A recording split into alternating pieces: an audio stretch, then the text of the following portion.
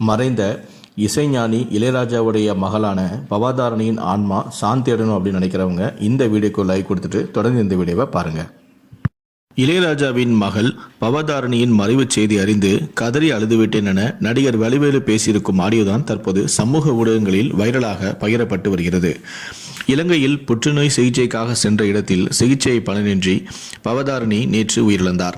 47 வயதில் பவதாரணி திடீரென கேன்சர் காரணமாக உயிர்ந்தது பெரும் அதிர்ச்சியை ஏற்படுத்தியுள்ளது.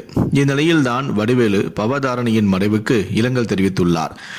இசை ராஜாவின் மகளும் கார்த்திக் ராஜா மற்றும் யுவன் சங்கர் ராஜாவின் சகோதரியுமான பவதாரணி பாடகியாகவும் இசையமைப்பாளராகவும் தமிழ் சினிமா மட்டுமின்றி பல மொழிகளில் தந்தையைப் போலவே சிறந்து விளங்கி வந்தவர்.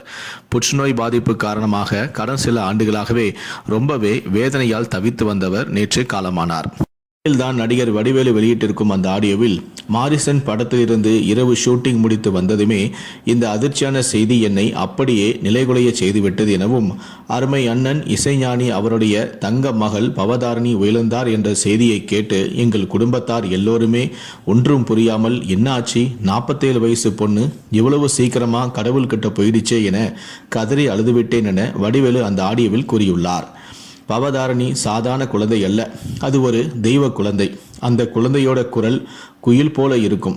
அவருடைய மறைவு செய்தி கேட்டு உலக தமிழர்கள் போராவுமே இன்னைக்கு ரொம்ப நொறுங்கி இருப்பாங்க. தைப்பூச நாளில் தங்கை பவதாரணி உயிர்ந்த நிலையில் அந்த முருகப்பெருமானுடைய காலடியில் போய்தான் அந்த தங்க மகள் ஐக்கியமாயிருப்பார். அவரது ஆன்மா சாந்தியடைய வேண்டும். இளையராஜா அண்ணன் மனம் தைரியமாக இருக்க என்னுடைய குலதெய்வம் ஐயனார் கருப்பசாமி என எல்லா தெய்வங்களையும் வேண்டிக் கொள்கிறேன். இதுக்கு மேலே என்னால் பேச முடியல என பவதாரணியின் மறைவு செய்தி அறிந்து நடிகர் வடிவேலு மனமுடைந்து அழுதபடியே தற்போது வெளியிட்டிருக்க கொண்ட இந்த ஆடியோ தான் ரசிகர்களையே உருகச் செய்துள்ளது.